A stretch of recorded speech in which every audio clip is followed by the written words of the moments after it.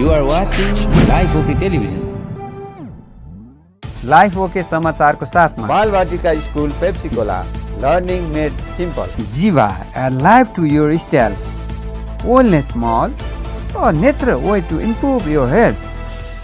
नमस्कार, Life OK समाचारमा स्वागत छ। सुरुमा मुख्य समाचार।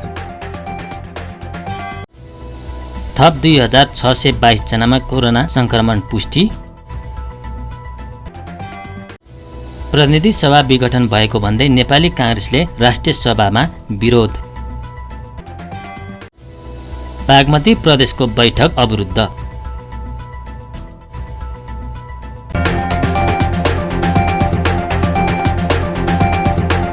अब समाचार विस्तारमा। नेपालमा सोमबार थप 2622 जनामा कोरोना संक्रमण पुष्टि भएको छ। देशभर गरिएको 7449 पीसीआर परीक्षणका क्रममा 1745 र 4800 एन्टिजेन परीक्षणका क्रममा थप 877 जनामा कोरोना पुष्टि भएको स्वास्थ्य मन्त्रालयले जनाएको छ। यो सँगै नेपालमा कोरोना संक्रमितको संख्या 6,85,361 पुगेको छ। त्यस्तै कोरोनाका कारण थप 23 जनाको मृत्यु भएको छ।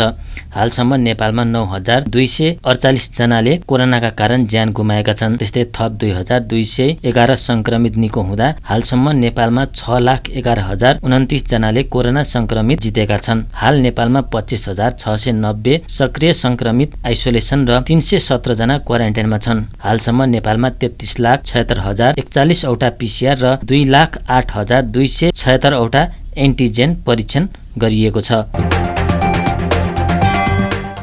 के तपाईमा 3 दिनदेखि 100 डिग्री भन्दा बढी ज्वरो, रुगा खोकी, श्वास प्रश्वास, पखाला लाग्ने, टाउको र शरीर दुख्ने मध्ये कुनै एक वा एक भन्दा बढी लक्षण देखिएको छ? त्यस्तो लक्षण कोभिड-19 को निमोनिया हुन सक्छ। त्यस्तो लक्षण देखिएमा चिकित्सक वा स्वास्थ्य कर्मीको परामर्शमा जाऔं। चिकित्सक वा स्वास्थ्य कर्मीको परामर्शमा मात्रै उपचार विधि अवलम्बन गरौं। कोभिड-19 बाट आफू, आफ्नो परिवार र समुदायलाई बचाउन अनिवार्य मास्कको प्रयोग गरौं। सामाजिक दूरी पूर्ण रूपमा पालना गरौं। धेरै जना भेला हुने ठाउँमा आफू नजाऊ र अरूलाई पनि नजान प्रोत्साहित गरौं। मिची मिची साबुन पानीले 1 मिनेटसम्म हात धौं। आफ्नो अमूल्य जीवन डर, त्रास र चिन्तामा होइन, सावधानी अपनाएर आफू बचौं र अरूलाई रोग सार्नबाट बचाऊ।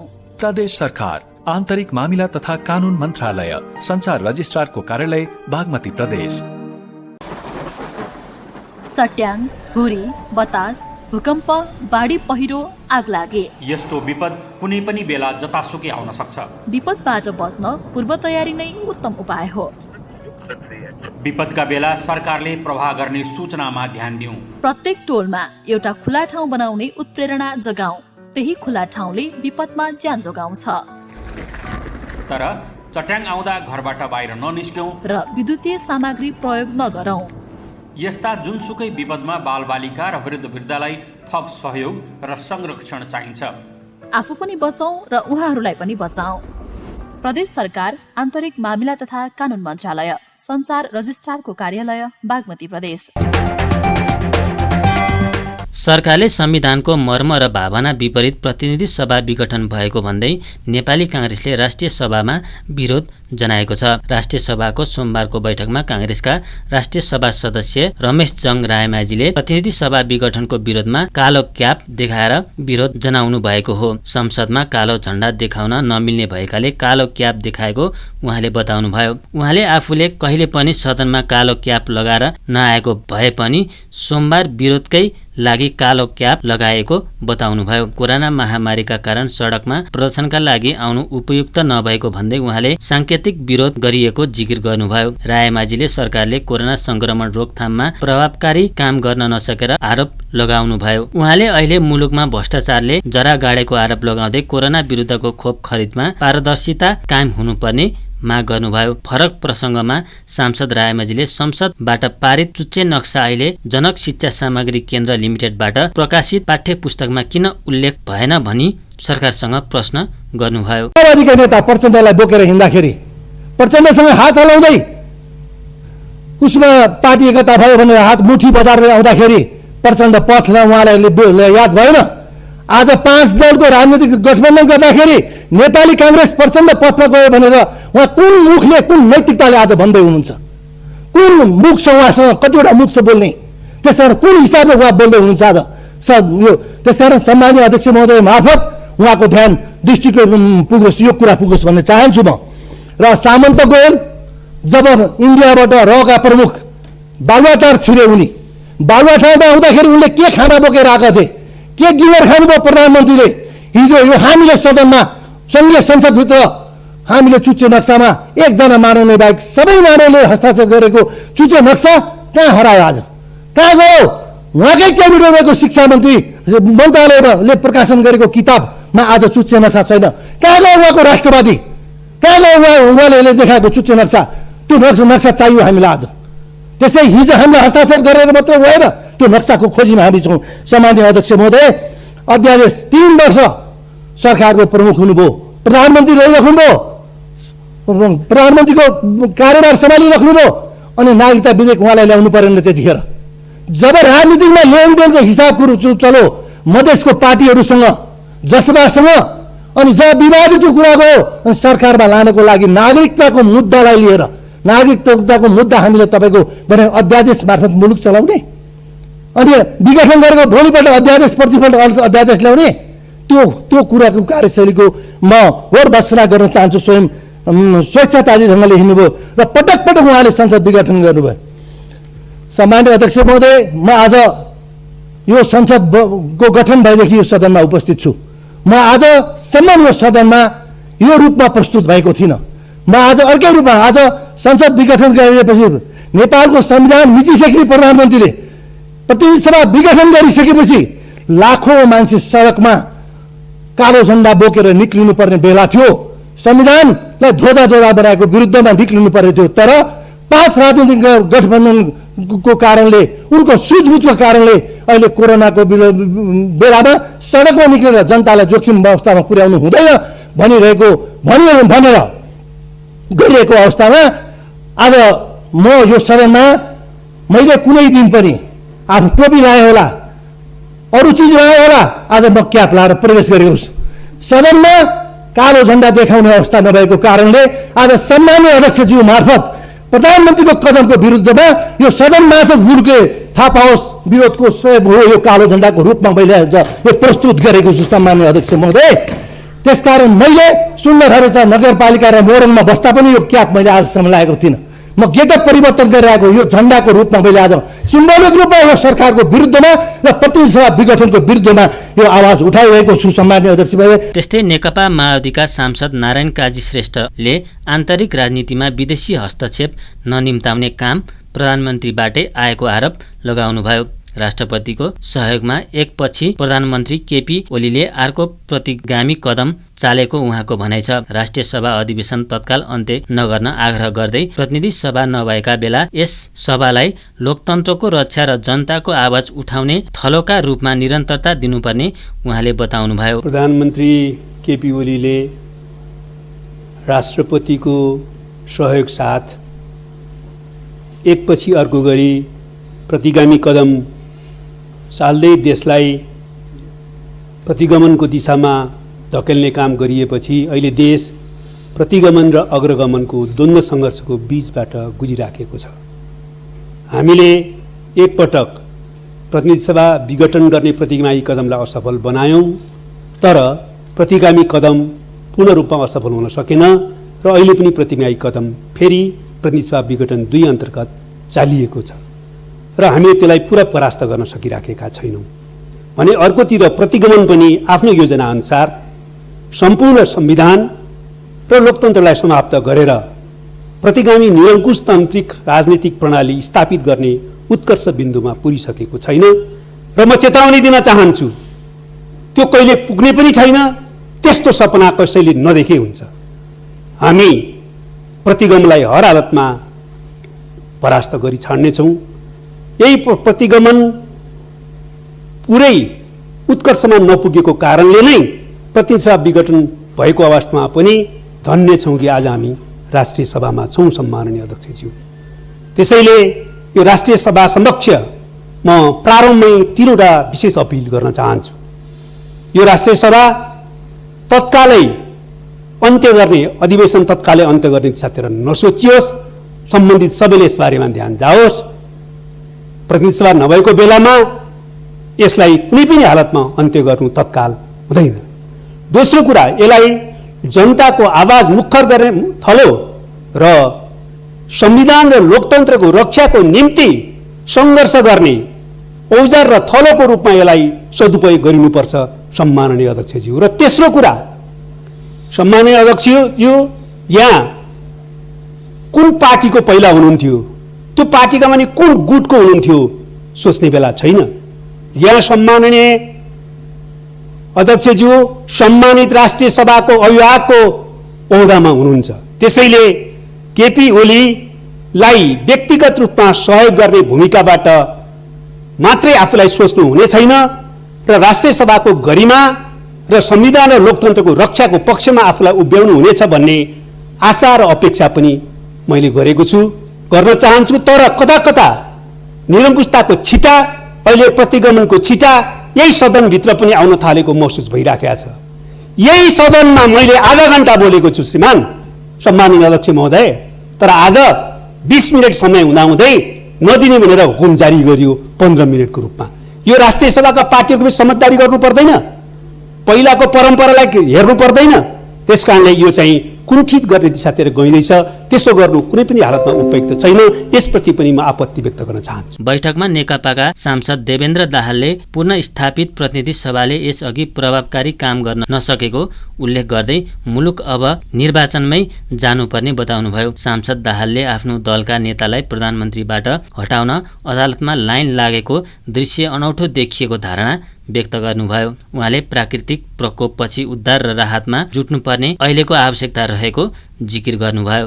देशभरका विभिन्न अस्पतालहरूमा उपचार गराइरहनुभएका कोभिड संक्रमितहरूको शीघ्र स्वास्थ्य लाभको कामना गर्दै उहाँहरूको स्वास्थ्य उपचारको उचित प्रबन्ध गर्न नेपाल सरकारसँग अनुरोध गर्दछु र बाढी पीडितहरूप्रति सहानुभूति व्यक्त गर्दै उनीहरूको लागि राहत र पुनर्स्थापनाको लागि नेपाल सरकारसँग जोरदार माग गर्दछु। यस बीचमा भएका राजनीतिक उतार चढावहरू पनि निकै जटिल र रोचक ढङ्गले अगाडि बढिरहेका छन्। यस सवालमा हाम्रो गरिमामय सभा बेखबर रहन सक्दैन र बेखबर रहनु पनि हुँदैन। यति बेला फेरि पनि हामी प्रतिनिधि सभा भङ्ग भएको अवस्थामा नै यो बैठक बसिरहेका छौँ। यो हाम्रो नियति जस्तै बनेको छ। कस्तो विडम्बना हो, यो राष्ट्रिय सभा र प्रतिनिधि सभा एकअर्कामा लुकामारी खेलिएको देखिएको छ। यिनीहरूको भेट कहिले हुने हो त्यो पनि थाहा छैन। अध्यक्ष महोदय, हाम्रो देशको संसदीय प्रणालीमा यो सभाको मात्रै बैठक बस्ने जस्तो भनेको स्वाभाविक रूपले यो अपूर्ण नै हुन जान्छ। जबसम्म यी दुईटा सभा एकैपटक सञ्चालन हुँदैनन् तबसम्म नेपालमा आवश्यक कानुन निर्माण हुन सक्दैन। यसअघि पनि प्रतिनिधि सभा विघटन पुनर्स्थापनाको एउटा अध्याय पूरा गरिसकेको अवस्था। सांसदहरूले प्रतिनिधि सभा विघटनका पक्ष र विपक्षमा आफ्ना धारणा राखेका थिए। बैठकमा प्रधानमन्त्री केपी शर्मा ओलीका तर्फबाट कानुनी न्याय तथा संसदीय मामिला मन्त्री लीलानाथ श्रेष्ठले राष्ट्रिय सूचना आयोगको वार्षिक प्रतिवेदन 2076-77 सभा समक्ष पेश गर्नुभएको थियो। त्यसैगरी राष्ट्रिय सरोकार तथा समन्वय समितिका सभापति दिलकुमारी रावलले राष्ट्रिय सरोकार तथा समन्वय समितिको आर्थिक वर्ष 2076-77 को वार्षिक प्रतिवेदन सभा समक्ष पेश गर्नुभयो। राष्ट्रिय सभाको अर्को बैठक यही असार 23 गते दिउँसो 1 बजे बोलाइएको छ।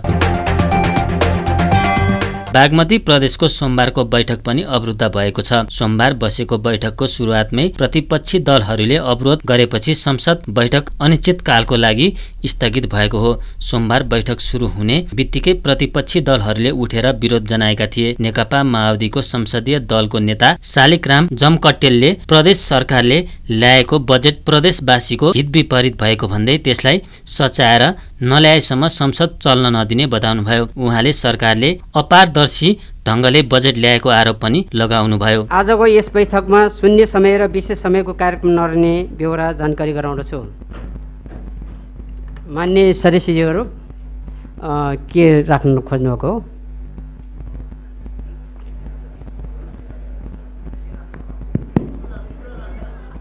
माननीय सभामुखज्यू,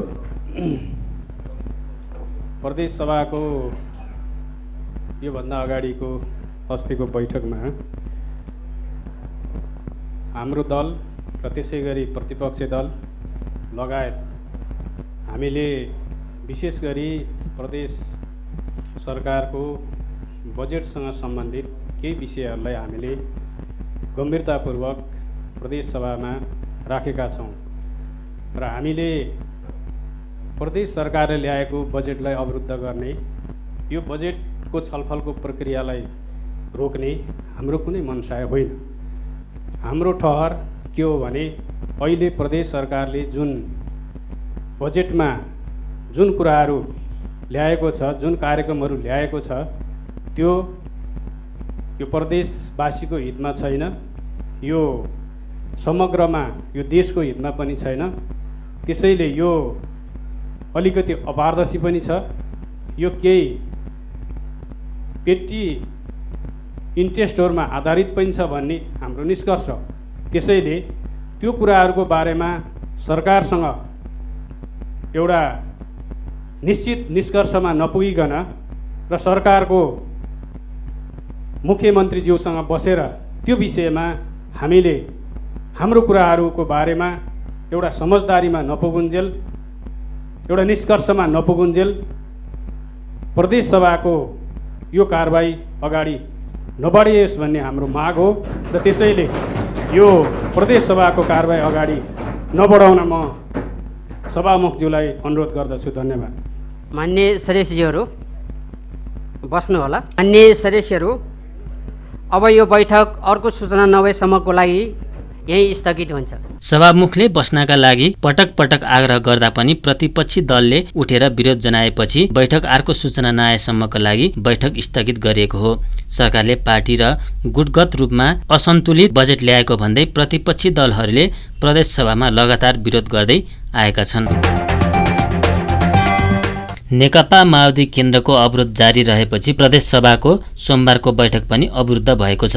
यसअघि पनि बैठक लगातार 4 पटक अवरुद्ध भइसकेको छ। सोमबारको बैठक सुरु हुने बित्तिकै माओवादी सांसदहरूले उठेर विरोध जनाएका थिए। बैठकमा उपसभामुख सरस्वती पोखरेलले सदन सञ्चालनका लागि बस्न आग्रह गर्नुभएको थियो, तर सांसदहरूले उठेर विरोध जनाएपछि उपसभामुख पोखरेलले मंगलबारसम्मका लागि बैठक स्थगित गरेको घोषणा गर्नुभयो। प्रदेश सभाको 12औं बैठकमा भौतिक पूर्वाधार विकास मन्त्री अम्बर बाबु गुरुङ सदनमा अमर्यादित ढंगले प्रस्तुत भएको र प्रदेश सभा सांसद मोहन कुमार खड्काका विरुद्धमा व्यक्तिगत लालछना लगाउँदै बोलेको भन्दै माफी माग्नुपर्ने माओवादीको माग छ। माननीय सदस्यहरू, प्रदेश सभाको 8औं तथा बजेट अधिवेशनको 17औं बैठकको कारबाही प्रारम्भ हुन्छ। माननीय सदस्यहरू आफ्नो आसन लिनुहोस्। माननीय सदस्यहरू आफ्नो आसन लिनुहोस्। माननीय सदस्यहरू, तपाईहरूले आफ्नो कुरा रोस्टममा राखिसक्नु भएको छ। सरकारको ध्यान आकर्षण भएको छ। माननीय सदस्यहरू आफ्नो आसन लिनुहोस्। माननीय सदस्यहरू बस्नुहोस्। माननीय सदस्यहरू, अब यो बैठक मिति 2078 साल असार 22 गते मंगलबार दिनको 1 बजेसम्मको लागि स्थगित हुन्छ। यही विषयमा लगातार बैठक अवरुद्ध भए पनि सदन सुचारू गराउनेतर्फ सरकारले ध्यान नदिएको माओवादीको आरोप छ। प्रदेश सभाको बैठक मंगलबार दिउँसो 1 बजे बोलाइएको छ। नेपाली सेनाले नेपाल प्रहरीलाई 300 थान हतियार उपलब्ध गराएको छ। सोमबार प्रधान सेनापति पूर्णचन्द्र थापाले प्रहरी महानिरीक्षक शैलेश थापालाई सैनिक मुख्यालयमा उक्त परिणामको इन्चार्ज SLR लगायतका हतियार र सोको गोली एवं आवश्यक पाठ पूर्जा हस्तान्तरण गर्नुभएको हो। मन्त्री परिषदको गत जेठ 17 को निर्णय अनुसार सेनाले 10,818 नाल हतियार तथा 14,94,016 थान गोली र आवश्यक पाठ पूर्जा प्रहरीलाई 3 चरणमा उपलब्ध गराउनेछ। प्रहरीले तालिम विशिष्ट र अति विशिष्ट व्यक्तिको सुरक्षा, कार्यालय सुरक्षा तथा अन्य ठूला कार्यक्रम सञ्चालन गर्ने प्रायोजनका लागि ती हतियार माग गरेको थियो। उपलब्ध गराइएका हतियारको मर्मत तथा सञ्चालन सम्बन्धी तालिम समेत सेनाले प्रहरीलाई प्रदान गर्नेछ। सेनाले बाँकी हतियार आगामी वैशाख भित्रमा हस्तान्तरण गरिसक्ने जानकारी दिएको छ।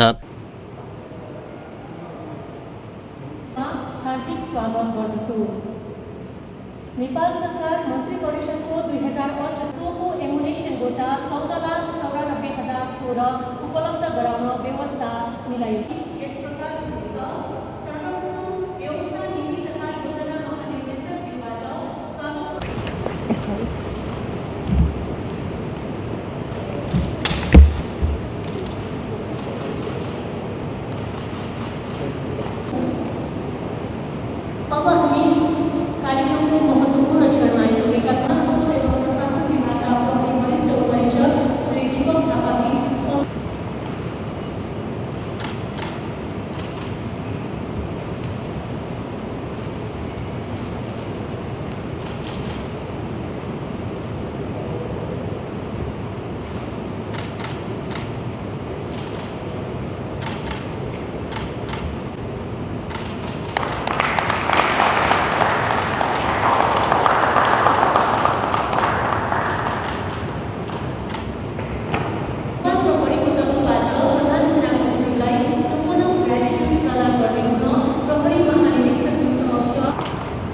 कार्यक्रममा महासेनानी राजेन्द्र मणि गिरी र वरिष्ठ उपरीक्षक दीपक थापा बीच सहमति पत्र आदान प्रदान भएको थियो।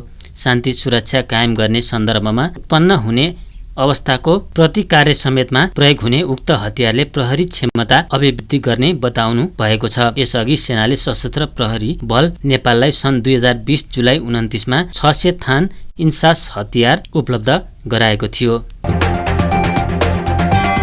विपक्षी गठबन्धन निकट विद्यार्थी संगठनहरूले संविधान देखाएका सरकार विरुद्ध विरोध प्रदर्शन गरेका छन्। सोमबार काठमाडौँको माइती घरमा नेपाल विद्यार्थी संघ, अखिल क्रान्तिकारी माधव नेपाल समूह, निकट अन्यराष्ट्रव्यू समाजवादी विद्यार्थी युनियन र अखिलले सरकारले असंवैधानिक काम गरेको भन्दै संविधान देखाएर प्रदर्शन गरेका हुन्। प्रदर्शनमा सहभागीहरूले राष्ट्रपति, प्रधानमन्त्री, संविधान पढ लगायतका नारा लेखेका प्ले कार्ड प्रदर्शन गरेका थिए। त्यस्तै विद्यालय खोलेर सबै विद्यार्थीलाई पढ्ने वातावरण बनाउनु पर्ने, संविधान र लोकतन्त्रको रक्षा गर्नुपर्ने दबाव सहितको प्ले कार्ड पनि उनीहरूले प्रदर्शन गरेका थिए। प्रदर्शनमा सहभागी विद्यार्थीहरूले सरकार मात्रै नभएर संविधानको रक्षा गर्ने दायित्व पाएको राष्ट्रपति कार्यालयले समेत असंवैधानिक काम गरेको विरोधमा उत्रिनु परेको बताएका थिए।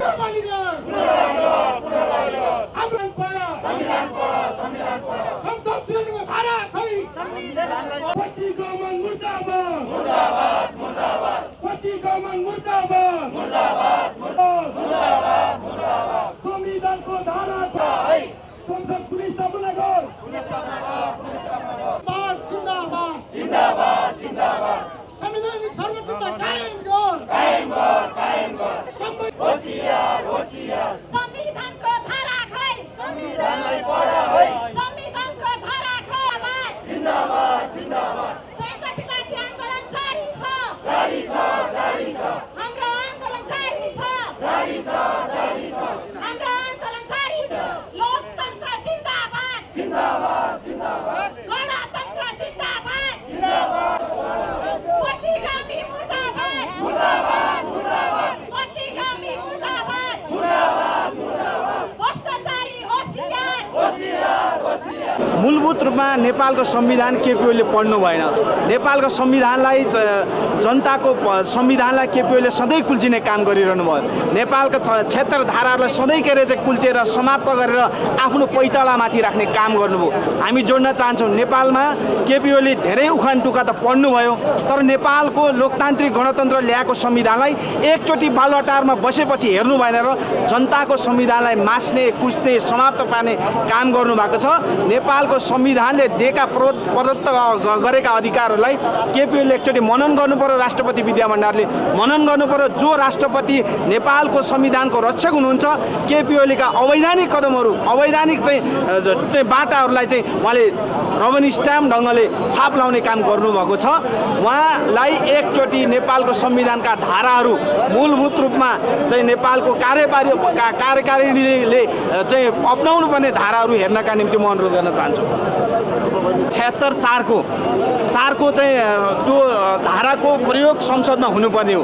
त्यो संसदको प्रयोग नगरिकन एक कु गरेर राष्ट्रपतिलाई चाहिँ विश्वासको मत नलिकन, विश्वासको मतको त्यो जजिङ हुन्छ, त्यो जजिङको चाहिँ सार्वभौम सत्ता सम्पन्न संसदले गर्ने हो, राष्ट्रपतिलाई बुझाउनु हो।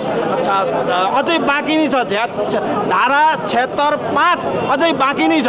त्यो 76(5) पनि चाहिँ संसदमा प्रयोग नगरिकन केपीओले एकाएक चाहिँ संविधानलाई कुल्चिन लाग्नुभयो। यिनै धाराहरू चाहिँ प्रयोग भएर नेपालको सरकार बन्ने हो। ती धाराहरूलाई लत्याउने, ती धाराहरूलाई कुल्चिने काम गरेको कारणले हामी ती धाराहरू एकचोटि हेर्नुहोस्, एकचोटि पढ्नुहोस् प्रधानमन्त्रीज्यू भनेर भन्न गइरहेका हौँ। र प्रधानमन्त्रीले नेपालको लोकतान्त्रिक गणतन्त्र बुझ्नु भएन, जान्नु भएन, अथवा उहाँले बुझेर पनि बुझ पचाइरहनु भएको छ। एकचोटि उहाँलाई सडकबाट नि हामीले साङ्केतिक रूपमा यो नेपालको लोकतान्त्रिक गणतन्त्र हो, तपाईँको अधिकार कर्तव्य संविधानले चाहिँ लेखेको छ, तिनै कुरा बुझ्नका निम्ति अनुरोध गर्न आएका हौँ। उनीहरूले प्रतिनिधि सभा विघटन विरुद्ध देशव्यापी सङ्घर्ष घोषणा गरेका छन्। सुन र चाँदी दुवैको भाव स्थिर रहेको छ। आइतबार सामान्य बढेको सुन र चाँदीको भाव भने स्थिर छ। नेपाल सुनचाँदी व्यवसाय महासंघ अनुसार छापाला सुन प्रतितोला 91,500 रुपियाँ र तेजाबी सुन प्रतितोला 91,000 रुपियाँमा खरिद बिक्री भइरहेको छ। त्यस्तै चाँदी पनि अघिल्लो दिनकै भावमा अर्थात् प्रतितोला 1,225 रुपियाँमा खरिद बिक्री भइरहेको छ। साताको पहिलो कारोबार दिन देखिएको नेप्से सूचक र कारोबार रकमको गिरावटले साताको दोस्रो दिन पनि निरन्तरता पाएको छ। यस दिन पनि नेप्से र कारोबार रकम दुवै घटेको छ। नेप्से परिसूचक 11.78 अङ्क घटेर 2822.73 बिन्दुमा झरेको छ। त्यसै गरी यस दिन सेन्सिटिभ इन्डेक्स 0.04 अङ्क, फ्लोट इन्डेक्स 1.21 अङ्क र सेन्सिटिभ फ्लोट इन्डेक्स 0.5 अङ्कले घटेको छ। अघिल्लो कारोबार दिन 5 अर्बभन्दा बढी सेयर खरिद बिक्री भएको बजारमा यस दिन 4.5 अर्बको सेयर खरिद बिक्री भएको छ। यस दिन 224 कम्पनीको 52,846 पटकको कारोबारमा 4 अर्ब 58 करोड 22 लाख रुपियाँ बराबरको सेयर खरिद बिक्री भएको छ। अन्त्यमा प्रमुख समाचार फेरि एकपटक। थप 2622 जनामा कोरोना संक्रमण पुष्टि।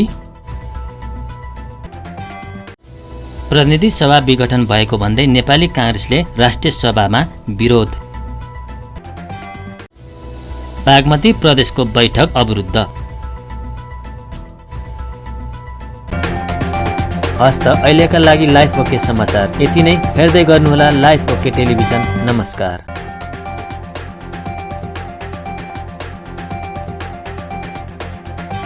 लाइफ ओके समाचारको साथमा Balvatika school Pepsicola, learning made simple, Jiva, a life to your style, wellness mall, a natural way to improve your health.